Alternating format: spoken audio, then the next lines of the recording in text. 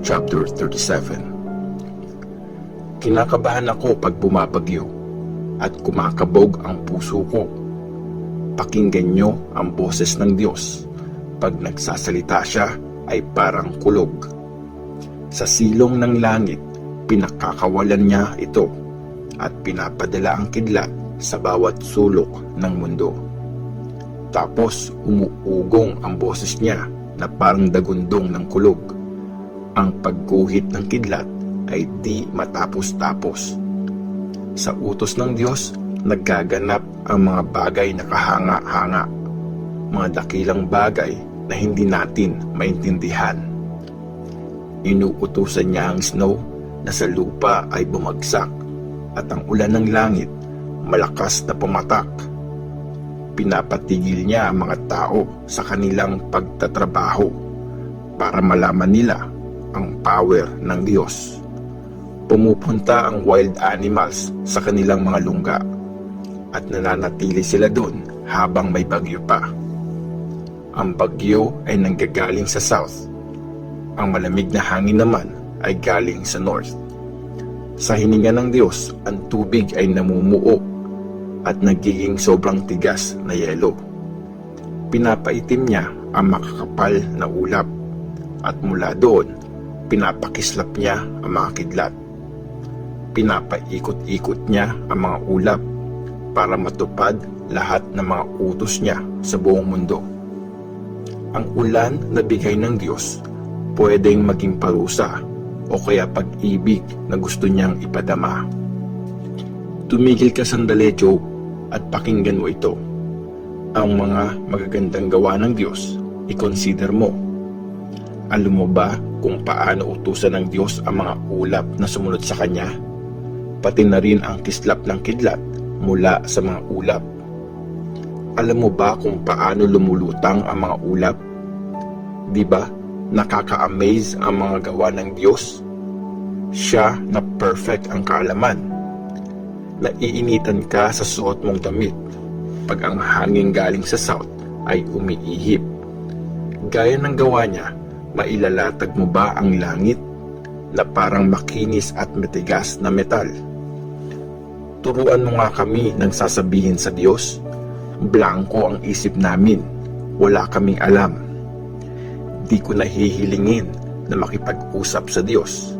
May tao bang gustong mapahamak ang sarili? Walang makakatitig sa liwanag pag sa langit ito'y sumikat. After linis ng hangin ang langit at tanggalin ang mga ulap, may kumikinang na ginto na sa north nakikita. Ito ay ang glory ng Diyos na dakila. Di natin kayang lapitan ng Diyos na makapangyarihan sa lahat. Tapat at makatarungan siya sa lahat. Kaya naa-amaze sa Kanya ang lahat at di niya pinapansin ang mga nagmamarunong.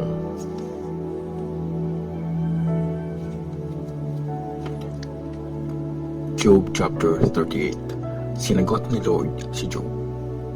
After nito, nagsalita si Lord kay Job mula sa isang napakalakas na bagyo.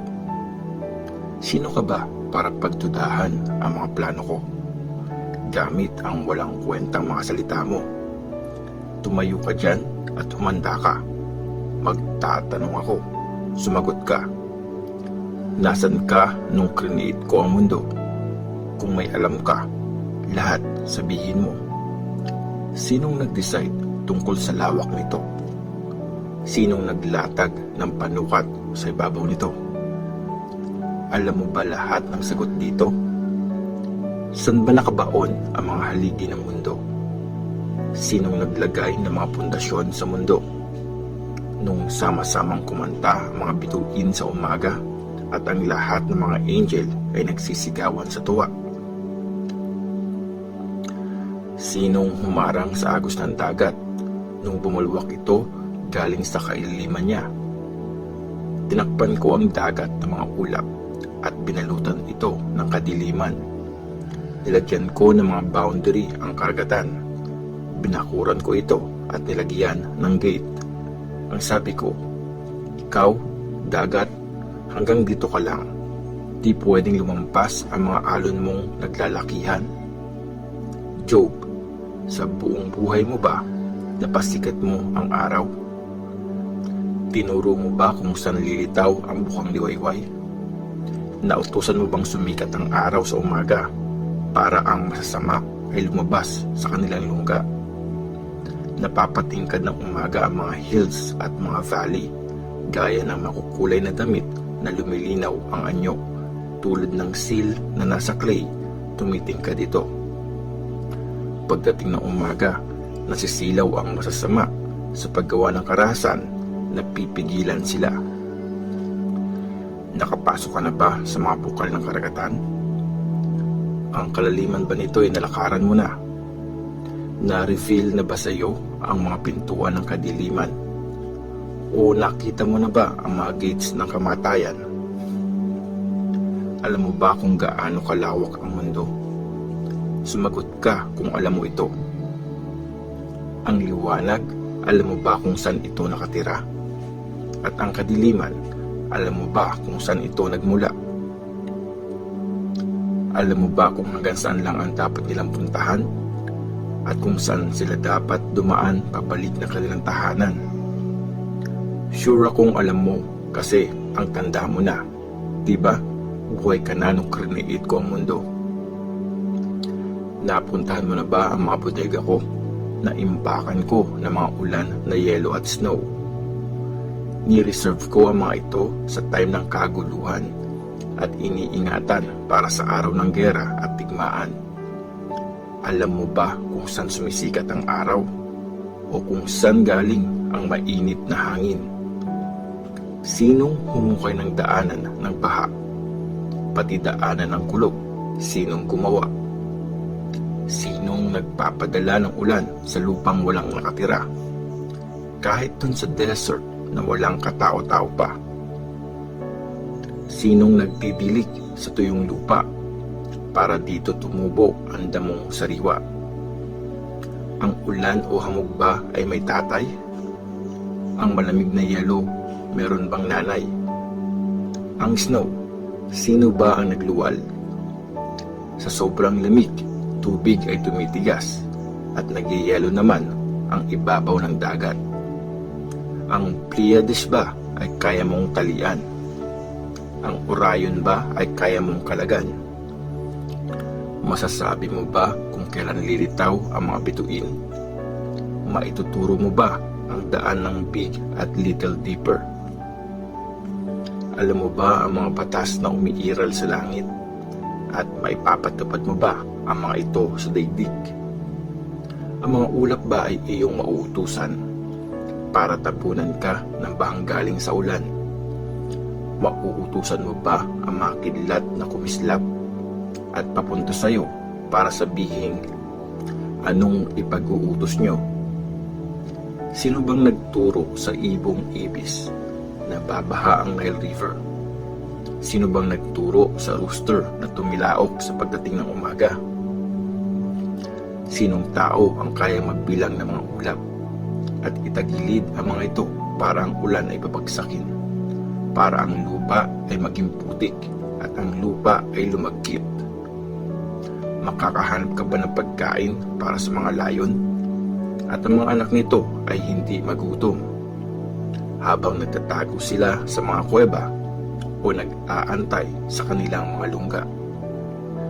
Sa mga uwak, sinong nagpapakain pag ang mga inakay nila sa Diyos ay humiling at nagpagala-gala kasi walang makain?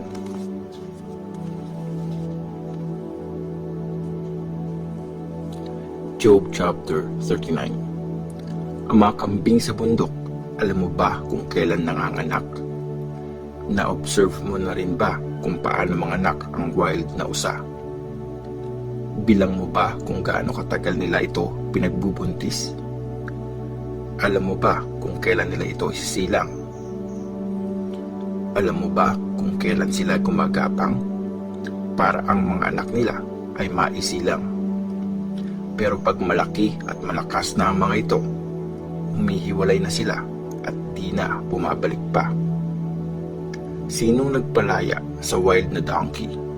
at nagpakawala sa donkey na mabilis tumakbo. Pinigil ko ang desert para maging bahay nila. Isang lugar na walang halamang makikita. Sa ingay at magulong buhay sa city, sila ay lumalayo. Utos ng amo, di nila rinig dito. Nililibot nila ang mga bundok bilang kanilang pastulan. Naghahanap ng makakaing halaman. Magtatrabaho kaya para sa iyo ang wild na toro? Willing kaya itong matulog sa sapsaban mo? Matatalian mo ba siya ng lubid para makapag-araro? Mahihila mo ba siya sa bukid para makapagtrabaho? Aasa ka pa sa kanya kasi sobrang lakas niya? Mga mabibigat mong gawain, ipapaubaya mo ba sa kanya? Maniniwala ka ba na siya ay babalik para mga hinarvest mo'y siya ang gumiik? Anong bilis ng pagkampay ng pakpak ng ostrich pero di niya kayang lumipad gaya ng isang stork? Ang itlog niya ay sa lupa iniiwan at pinapabayaan na dun mainitan. Di niya naisip na baka ito'y mapisa ng sinuman o kaya matapakan ng mga wild na hayop. Malupit siya sa mga anak niya na parang hindi kanya. Wala siyang pakialam kung mabaliwala ang paghihirap niya. Kasi di ko siya binigyan ng karunungan at di rin pinagkalooban ng katalinuhan. Pero pag nagsimula siyang tumakbo, pinagtatawalan lang niya ang kabayo at ang sakay nito. Ikaw ba, Joe, ang nagbigay ng lakas sa kabayo at naglagay ng magandang buhok nito? Pinalulukso mo ba siya gaya ng mga tipaklong? Malakas niyang paghalinghing ay nakakagulantang. Kinakain niya ang lupa, lakas ay pinagyayabang. Sobrang bilis tumakbo para makipaglaban. Tinatawanan niya ang takot at di nangangamba. Hindi niya inuurungan kahit pa espada. Ang mga armas na mga nakasakay sa kanya, kumakalampag at kumikinang sa sikat ng araw. Di siya mapakali pag ang trumpet ay tumunod. Halos kainin niya ang lupa sa bilis ng kanyang pagsugot. Siya'y humahalinghing pag ang trumpet ay hinihipan. Mula sa malayo, naaamoy niya ang labanan. Naririnig niya ang utos ng mga leader, pati ang mga sigawan. Dahil ba sa talino mo, kaya ang lawin ay nakakalipad at kinakampay ang mga pakpak para makapunta sa south? Naghihintay ba ng utos mo ang agila para sa mataas na lugar? Doon siya maglagay ng pugad niya. Batong matataas ang kanyang tirahan. Matatalas na bato ang kanyang kanlungan. Ang kanyang biktima, doon niya inaabangan. Kahit malayo pa, ay kanya nang nakikita. Sumisip-sip ng dugo ang kanyang mga inakay. Nandun siya kung saan may pinatay.